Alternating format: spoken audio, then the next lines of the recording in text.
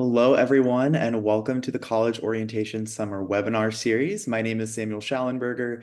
I am the Assistant Director for Orientation in our College Programming and Orientation office here at UChicago. I'll be serving as a moderator for today's webinar. Today is all about the academic resources available to you as a UChicago student. So you will hear first from the College Center for Research and Fellowships, followed by our UChicago Library Department, and just kind of hear about all the resources that they provide and how you can get involved. So our first 45 minutes will be dedicated to our campus partners presentations, and then the remaining time is left for Q&A so that we can get all of your questions answered before you head out. So because we are in a webinar, we are able to accept questions through our Q&A portal, which you should see at the bottom of your screens. You're able to upvote questions that you see if they seem like something that you're also curious about, and we will give time for everyone to look through those towards the end and get all those questions answered for you. As with all of our summer series webinars, today's webinar is being recorded and we will post it shortly on our website. I will send the link to that towards the end of today, but if you need to step out for a moment or just rewatch any portion of this, feel free to. But for now, I'm going to pass it on over to our friends in the College Center for Research and Fellowships. Fantastic. Thank you very much. I'm hoping everyone can see the screen. Is that true? Yes. One of my staff members confirm. Be terrific. Yep. Very good. All right. My name is Nicole Fazio, and I am joined today by my colleagues Andrew and Arthur, both members of the College Center for Research and Fellowships. And so perhaps the first thing to say is welcome to the University of Chicago. We look forward to meeting all of you in person once the autumn quarter begins. As our colleagues in CPO just mentioned, we're just going to spend a brief bit of time today talking with you a little bit about what we do in the CCRF and how we will support your activities once you are in fact on campus. So we'll just do a very quick introduction to the CCRF. Again, that's the College Center for Research and Fellowships. You will learn quickly. We speak in acronyms here at the University of Chicago. Andrew will talk with you a little bit about undergraduate research, and Arthur will talk with you about national scholarships and fellowships. And then we'll end very briefly with how you can engage as a first year with our office. So here's a quick list of all of the staff members in the CCRF. We're roughly split between undergraduate research and national fellowships, with a remarkable administrative lead named Bella, who helps us do our work. Broadly speaking, this is a kind of mission statement. It describes in brief what we do with the CCRF, at the CCRF. And just as a matter of sort of high points in terms of this, we are really committed to what we believe to be transformative learning opportunities, specifically with undergraduate research. And you'll hear more from Andrew about what that means. That allows you to build meaningful connections with your faculty. And we also facilitate meaningful connections with communities of scholars, which is to say your peers who are also undergraduate researchers or applying for major fellowships. In other words, relationships, which are important parts of your experience as an undergraduate, and we support the high impact advising that goes along with that. So you do spend a lot of time with our staff should you choose to engage in undergraduate research that we support through CCR specifically, or any of the events that we lift up over the academic year or engage with national fellowships.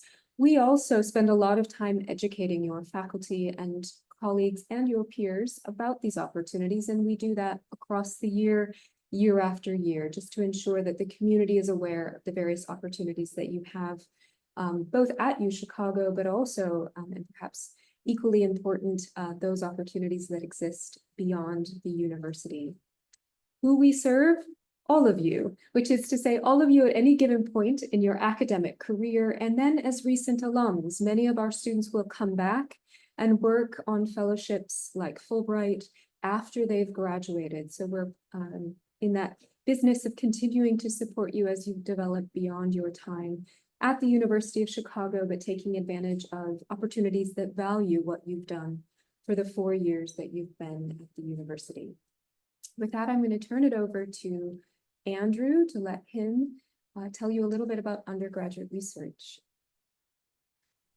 Hi, everyone, and welcome. I hope you're having a great summer and that you're getting really excited about joining us at the University of Chicago in a few months.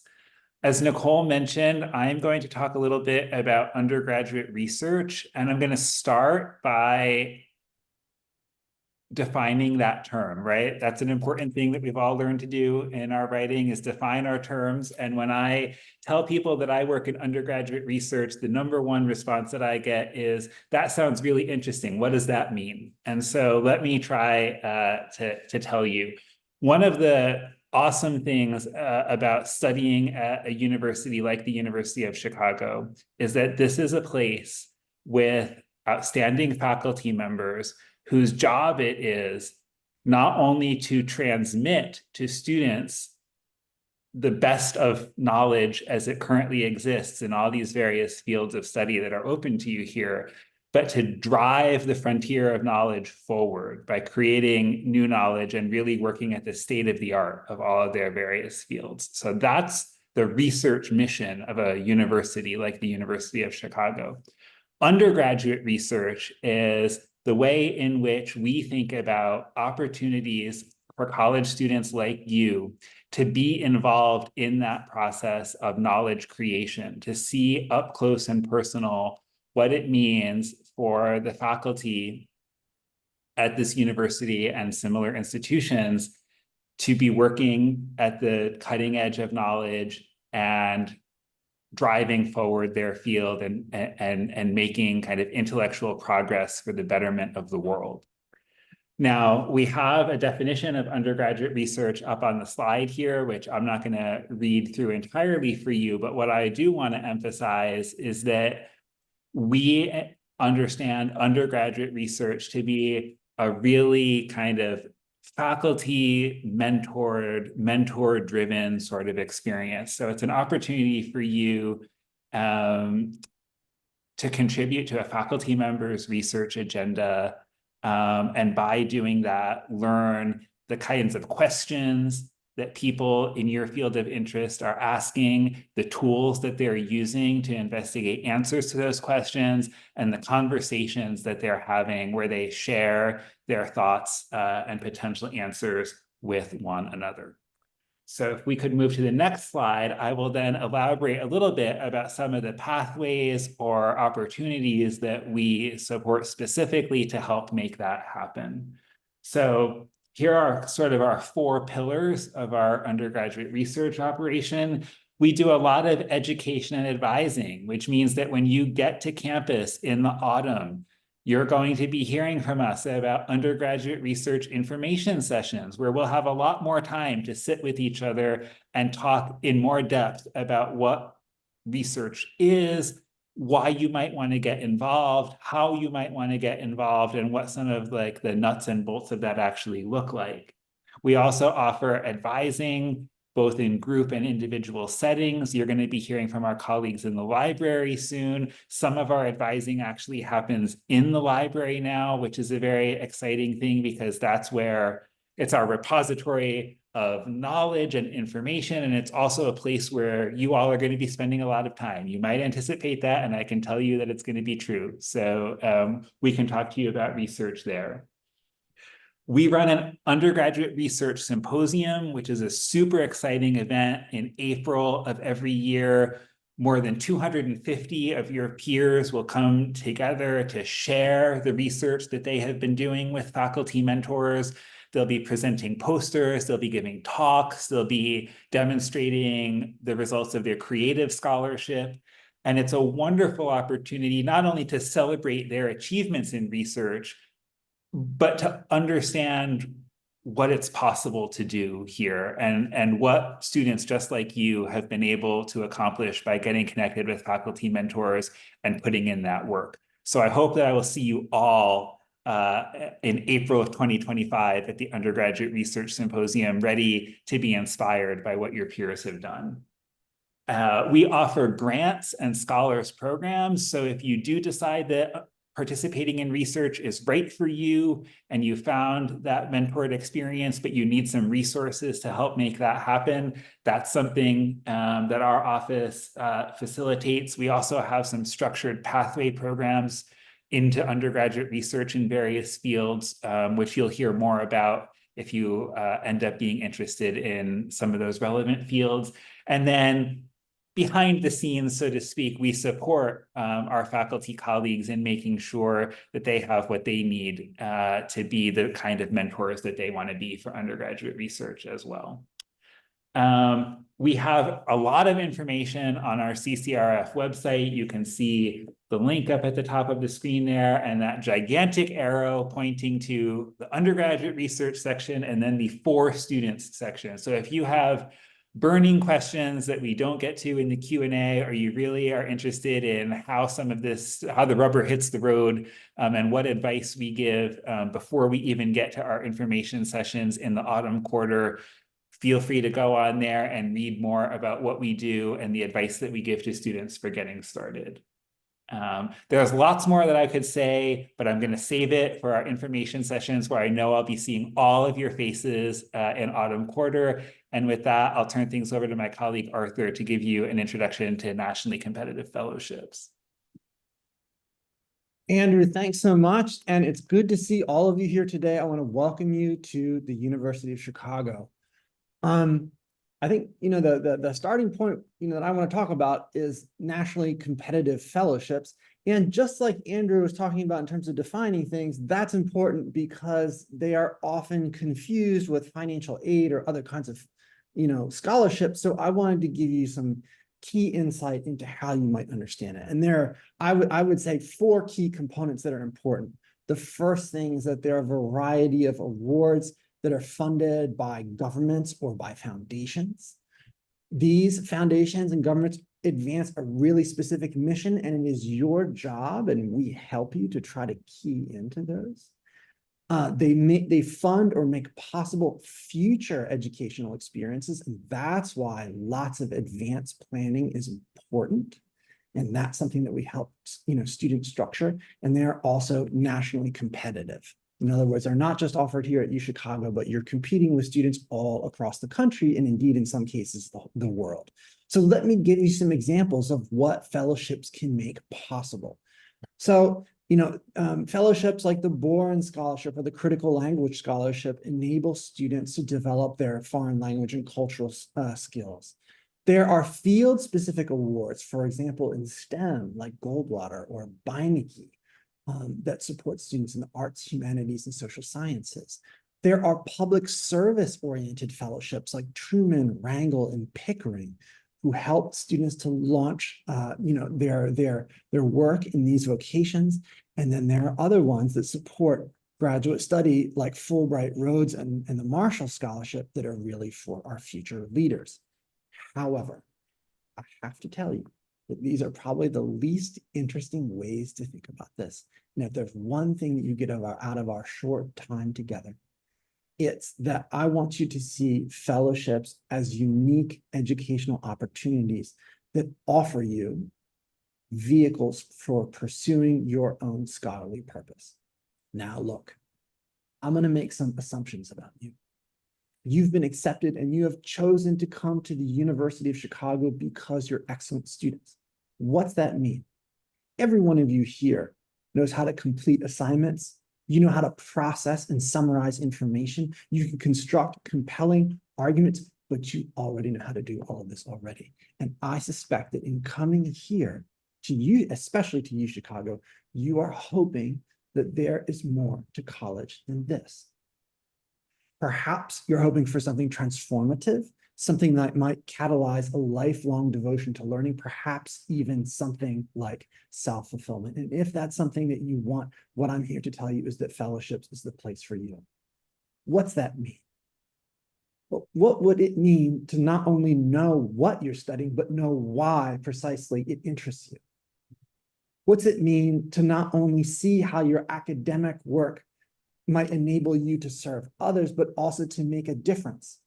And what I mean by that is connecting what interests you to what you care about. And really, most importantly, what might it be like to not only know these things, but to wield them in order to advance your field, to champion a cause, or to find a place of purpose in the world. This is what fellowship, answering these difficult and important questions is what is at the heart of the fellowships process.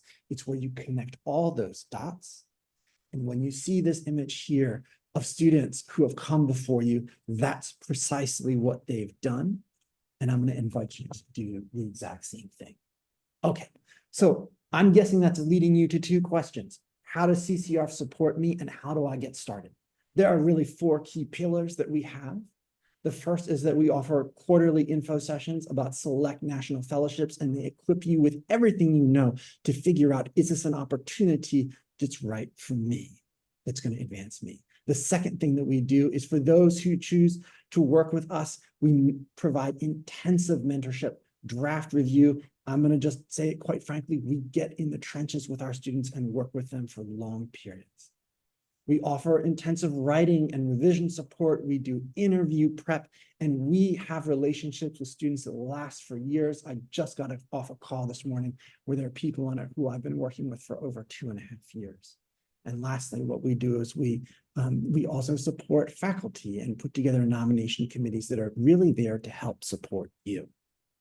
Okay, so if you're interested in getting started, the one thing you can do is go to our website and click on National Fellowships, and there you will find, under Find Fellowships, descriptions of all the different fellowships that we offer, the years when you might be eligible, and you can also click on them to find relevant information and learn about how to get started. But you are also going to be getting weekly emails from us, and that is really the best way, for you to know what's coming. Okay, next steps. So you are first-year students, or you're in or rising first-year students. How should you get started? The first thing is participate in the info sessions. Check your emails. There are ones that you can sign on to and do virtually right now, and they'll be in person when the quarter starts again. So connect with us and read our emails. Second, all these opportunities that we support require letters of recommendations. And that means you've got two jobs. And I want to be clear about this. Number one, to fall in love with your studies and do the very best that you can do academically. And number two, to make it a priority to connect with faculty and forge those relationships. They are your future academic research mentors, your academic mentors, and they are the ones who can write letters, which are the currency of the world in which we operate. And I want to also make an important plug for the library that's coming up next. And if there is one thing that differentiates a good UChicago student from a truly sensational one, it's not that they only use the library, but they use it really well. And so I want to tell you that one of the most important things you should do is get to know Rebecca and her colleagues and learn to work together with them. And then the last thing that I would urge you to do is to unlearn what got you here in the first place. And instead of doing 10 things, I want you to think about what you could cut and prioritize 3 things that you want to do really well. What am I interested in and what do I care about? Those are the key questions that you want to think about. And now my colleague Nicole is going to talk about the courses that will set those wheels in motion. That's right. So the very last thing we wanted to mention in terms of great ways to engage as a first year, and in fact as a second-year student, is to consider participating in a relatively new sequence of 0-credit courses that you can register for every Tuesdays across the lunch hour with our team, but also with a number of our colleagues, among them Rebecca, who you're about to meet here in just a few minutes.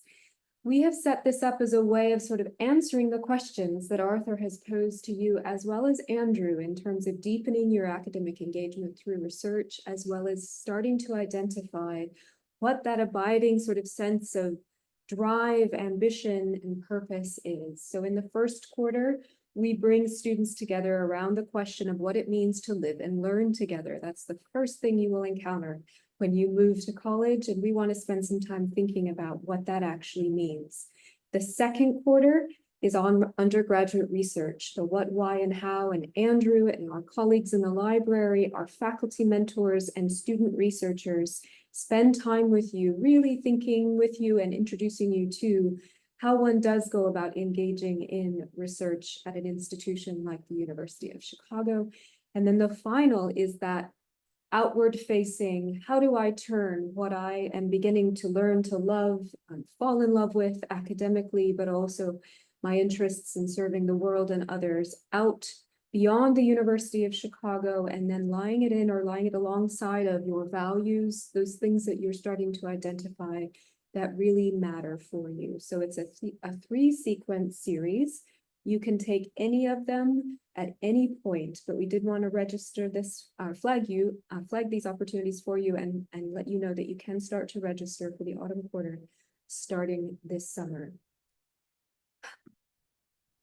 The last thing, just to quickly restate, because you've already heard it a couple times now, is that there are a variety of ways to connect. The first is to use our website to explore. You have plenty of time this summer to do that. The second is to join our listserv. On Mondays, you'll get information about national fellowships during the academic year, and on Wednesdays about undergraduate research. And then, as we've all discussed, there are a lot of different opportunities in terms of information sessions, the Common Year program that I just talked about, and also the Undergraduate Research Symposium, which I would encourage all of you to consider attending in April. It's a wonderful showcase of all that is happening at the University of Chicago. So again, on behalf of my colleagues and our entire team, we are delighted to welcome you, and we look forward to seeing you in the fall. And with that, I will hand it over to Rebecca.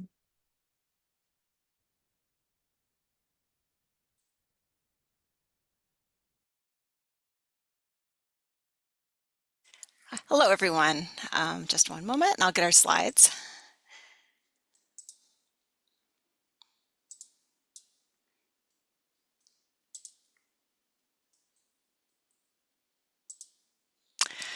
All right, I'm so happy to be here today and to talk to all of you. I am an alum of the college, and I truly am excited about you starting at the University of Chicago. It's a wonderful place to be, and one of the best places to start your time at the University of Chicago is at the library.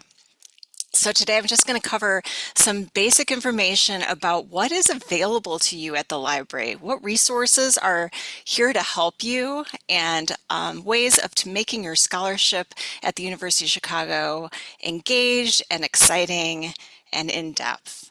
So let's begin first by talking a little bit about our campus libraries. So we do have 6 campus libraries. The University of Chicago is the 10th largest research library in the United States. And all of our campus libraries have wonderful resources available to you for your use in research and courses. Our 2 most popular libraries are shown here. It's the Joseph Reichenstein Library on your right and the Joe Enrico Mansueto Library, the Glass Dome, on your left. So these are open for you and popular study spaces. However, a lot of our students like working in our other campus libraries. The John Carrar Library is used heavily by our STEM majors, and many students like the quiet surroundings of Eckert, which is our math library. But the University of Chicago Library is much more than a study space.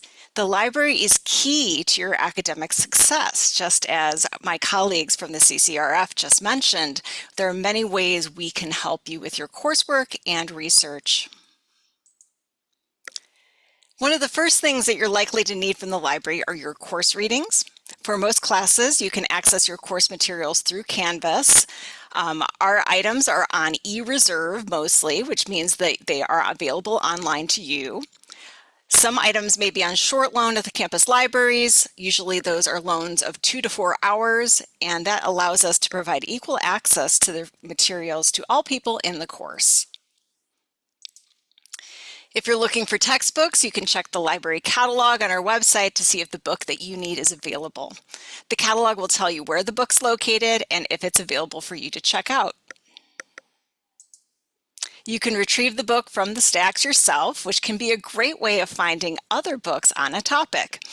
But if you prefer, you can also request items using our paging and pickup service. There are no limits on the number of items you check out. Although books are due at the beginning of each quarter, if you have them checked out, they will auto-renew up to 3 times. So that's almost a whole academic year that you can have a book from our collection. If it's not available at the University of Chicago or checked out, you can request a copy through our interlibrary loan services. We have many partnerships with universities around the country, such as the Big Ten and the Ivy League schools, where we can borrow books directly from them for you. So just request the item through interlibrary loan. We'll get a copy from that institution and hold it for you at our library for pickup. If you need a chapter or two of a book, you can use our free scan and deliver service. We'll make a scan of the needed chapter, which you can then just download. However, we do have limitations due to copyright restrictions, so we can only scan part of a book, but still, this is a free and easy service for you to save time and get what you need quickly. In addition to books at our different campus libraries, we have a growing ebook collection. Each ebook has limitations on use. Sometimes you can download the entire book, and other times you may be limited to a couple sections. But librarians are available to help you if you have questions, and we can give you some advice about what you can and can not read or use on an ebook. A huge part of the library collection is academic journals, and if you need journal articles for your assignments, you can use one of our many research databases. These are good places to start. We have a quick links section right on the front page of our website that has popular databases such as JSTOR or Web of Science. Articles Plus is another cross-search tool that's great for using to locate research articles from peer-reviewed journals. Most of our library databases include a little icon with the university crest that says Find It. This is a tool to help you determine if the text is available from the library. If there's an online version, you'll be linked right to the text. If not, click Find It and you can get a scan from another library through Interlibrary Loan Service. It's very quick. We can usually get copies of articles from journals that we don't own from other libraries within 24 to 48 hours. But we're also available to help you for your research. So if you're assigned a research paper or are looking to embark on a research opportunity on campus, there is lots of assistance available for you.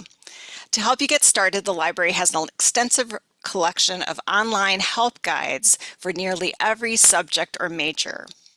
On our website, go to Explore Research Guides and then View All Guides to see a list of different guides that are available for you. Our help guides are created by librarians who specialize in that field. We have library specialists who can direct you to the best key starting points for your research and other important tools in the discipline for finding academic journals, primary sources, and other resources. If you need to find a specific type of source, we also have help guides to help you find the wide variety of materials available at the library, from artworks and films to video games and research data. There are guides to help you improve your research skills or to teach you how to use software like Zotero, which is a free resource that you can use to collect, annotize, organize, and cite resources in different styles. It's a great help. I really strongly encourage new students to learn all about Zotero, and we do offer workshops. But even more exciting are the various collections that we have available at the library. We have print and digital collections from all around the world in hundreds of different languages. About 30% of our collection is in languages other than English. We have some of the country's largest collections of materials from Eastern Europe, Southern Asia, and East Asia. All of these are available for you to check out and use from our book stacks or access through our research guides. One of the most exciting collections in the library is our Hannah Holborn Gray Special Collections Research Center. The Hannah Holborn Gray Special Collections Research Center holds our archives, manuscripts, and rare book collections. These are wonderful items that you can use as a researcher at the University of Chicago. Just go into the center and you can ask our librarians and archivists how to access our illuminated manuscripts, our early printed books. We have a jazz collection, we have zines, and we have papers of important University of Chicago faculty and from people around Chicago, such as Ida B. Wells Barnett. This is not a museum. You can touch everything, you can use everything. It's very exciting, so I do encourage a visit. And most of the humanities core classes do come in and you'll get a chance to see some of our rare books. Are you interested in exploring new research methods using technology? The Library Center for Digital Scholarship on Regenstein's first floor can help you with various tools, software, and techniques. CDS staff and librarians can provide guidance on how to find, create, clean, analyze, and visualize data in all disciplines. They support the use of geographic information services, such as GIS, to help you collect, manage, analyze, visualize spatial data. This is a really exciting and growing part of our library. We do have a huge map collection, which you can also convert to GIS and do all sorts of interesting studies. The Center for Digital Scholarship can also provide advice on how to publish or present your research as a student. So if that is something that you're interested in, they can also assist you. But finally, the library offers other collections for your own personal use. If you need to read the newspaper, the library provides access to the websites of the New York Times, Wall Street Journal, Washington Post, The Economist, and newly, The Atlantic. You can also find local and international newspapers, both current issues and archives, using our many news databases. If you just want to take a study break, we also have our great new Reg Reads popular reading collection, which is on the first floor of Regenstein.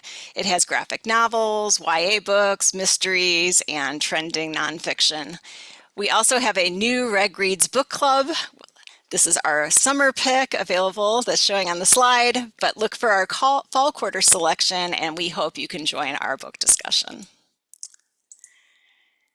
But before we end, I have one final tip for new students at University of Chicago. And I will say right up front, as a new University of Chicago student, I did not take advantage of this as much as I should.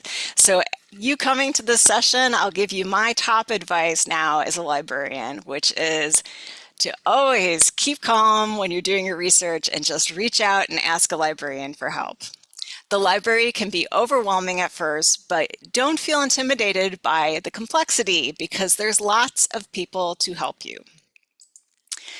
Look for Ask a Librarian links all around the library's website. Our librarians are available online to help you answer your questions through live chat or through text. You can send us an email, you can send us a voicemail, all sorts of ways to get in touch with our librarians. We make it very easy for you to ask quick questions or get in-depth help. There are University of Chicago librarians that support college majors and departments. For example, here is Emily Treptow, who is one of our business and economics librarians. You can contact your librarian directly by phone or email, or just set up an appointment online through our schedulers. Librarians are a key part of your academic success. We can help you develop the skills necessary to become a successful researcher, not just for your classes, but for extracurricular activities, research opportunities, career planning, and so much more. So I hope this gives you a taste of just some of the services and resources available at the University of Chicago Library. We are very excited to welcome you in the fall. But please note that some of the online resources that I mentioned today aren't available yet. You will be able to access them when you're registered and on campus, but you have so much to look forward to as you start your academic life, and I hope the library is part of it. If you'd like to learn more, please visit our orientation guide. I put a QR code up on my slide, but there's the URL. I'll put that also in the chat. But we have lots of help available to you. Make use of it. Take advantage of the many people who are available to help you.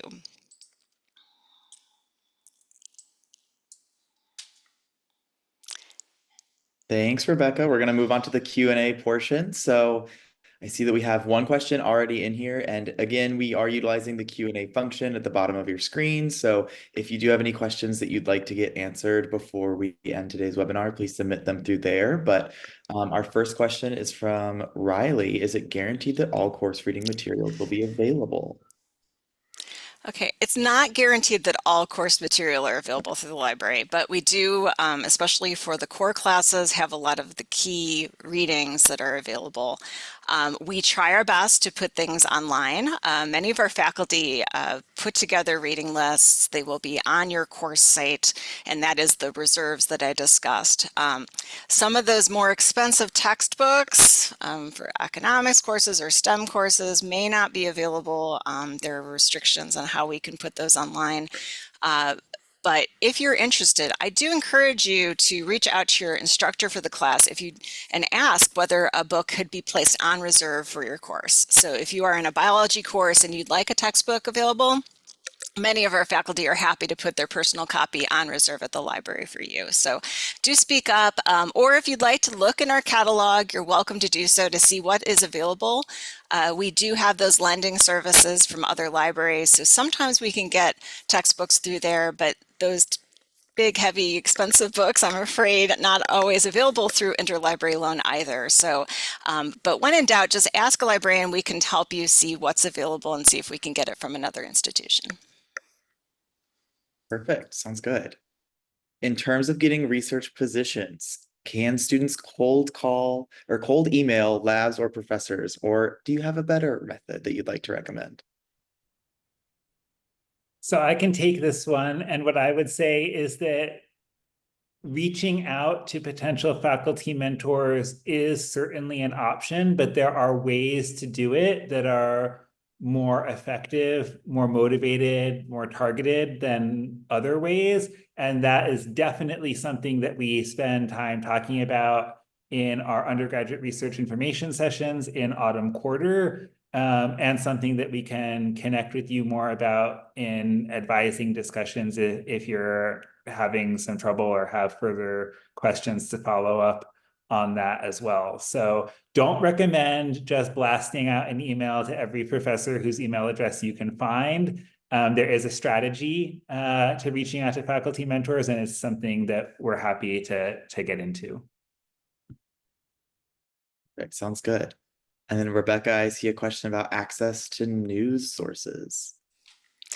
So once you're, right now, you're not considered a full-time student, so these resources aren't available to you. But once you're registered for classes, you can set up your access for all of these news publications. Some of them, like the New York Times, allow you to use the app too. So you can just set up your account through the University of Chicago. And once you do that, you can just log in with your UChicago email address, and it's pretty seamless. So we have a whole website, a guide to help you with how to find newspapers. If you need help with that, look for handouts around orientation. We'll have them around the library, but we're also happy to help you if you just send us a chat or text or email, and we're happy to help you set that up. But right now, I know you guys are very excited, but you won't be able to access these resources quite yet. But when you're on campus and signed up for classes, then you can start using all of our wonderful electronic resources. And then I see a research internships question. They have a couple specific labs that they're curious about, but does the university assist with some of those external internship processes or provide guidance? So this is another one that I can take, and I'm going to first of all just call attention to the phrasing of research internship, because I know that you've been hearing a lot about internships. Probably internships are an important part of UChicago culture and a substantial portion of the opportunities that are going to be available to you, and that I'm sure a lot of you are really excited about. That being said, internships tend to be like structured positions that are advertised like jobs, right, that you then apply for. And internships tend to be related to your career aspirations, whereas research opportunities, sometimes they're structured like internships, like here is an internship where you are going to be doing research. But a lot of the research opportunities that we help students pursue are not necessarily internships in the strictest sense either. And so I did want to just kind of try to make something of a distinction between the academic enrichment that is provided through research and the professional development that is provided through internships, and that there's going to be a natural, like, overlapping part of that Venn diagram, but there are also kind of separate parts. That being said, there was a question about Fermilab and Argonne specifically. As national laboratories, Fermilab and Argonne, as well as all of the other national labs across the United States, do offer research opportunities for undergraduates. Because the University of Chicago has affiliations with Fermilab and Argonne, and those are also sort of geographically proximate to us, those are really fantastic places for UChicago students to look for opportunities to be involved in research. But I would say that when you start thinking about beyond the campus gates of UChicago, Fermilab and Argonne are great places to start, but they're not places to stop. There are research opportunities actually around the United States and around the world that we help students to find and pursue. So research really is kind of boundless in that way. And just earlier this year, I was in conversation with a student who is really interested in potentially doing research at the National Renewable Energy Laboratory, for instance, right? That's another national lab, not one that is affiliated with UChicago, but one that does have a process for welcoming undergrads. So definitely a good thing to have on your radar.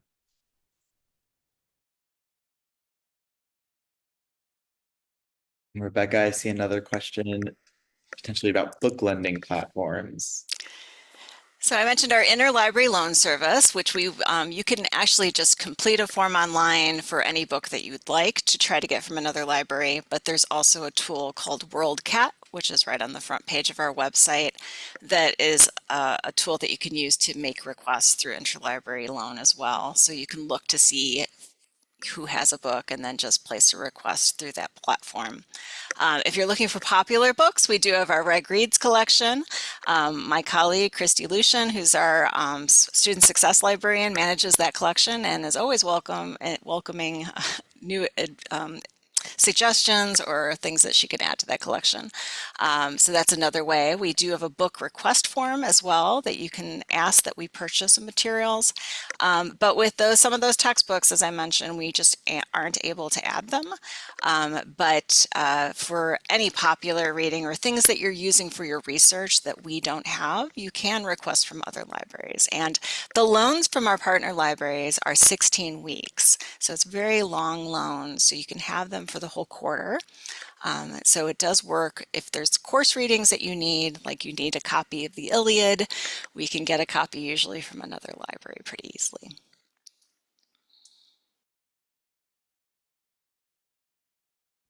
Looks like we have a question about the zero credit Hume program and if Yeah. there's a capacity.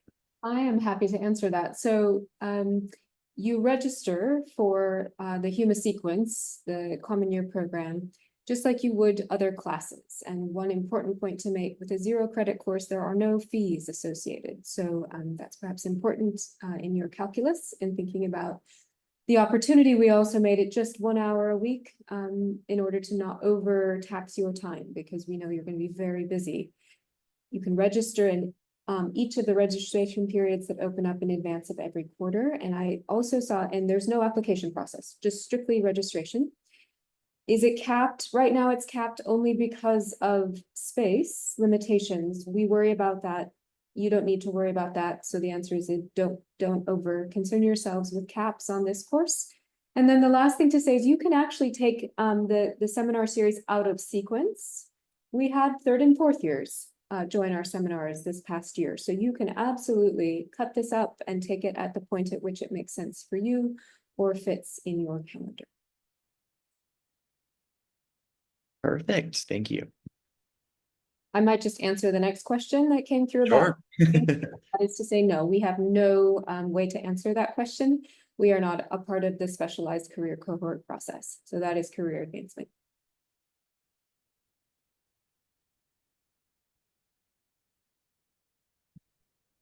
We probably have time for one more question if it comes through. In the meantime, I'm going to go ahead and send the link to all of our webinars, both upcoming and past, in the chat. So if you've missed any or are just curious about the ones that are coming up, please feel free to visit that and get them on your calendars. And it looks like that may be it for today. Thank you to each of our panelists so much for being here today. I learned a lot. I hope that all of our participants learned a lot as well. And just thank you for your time. We really appreciate it. We're excited to see you this fall and throughout the summer during our webinars. Have a great rest of your day, everyone.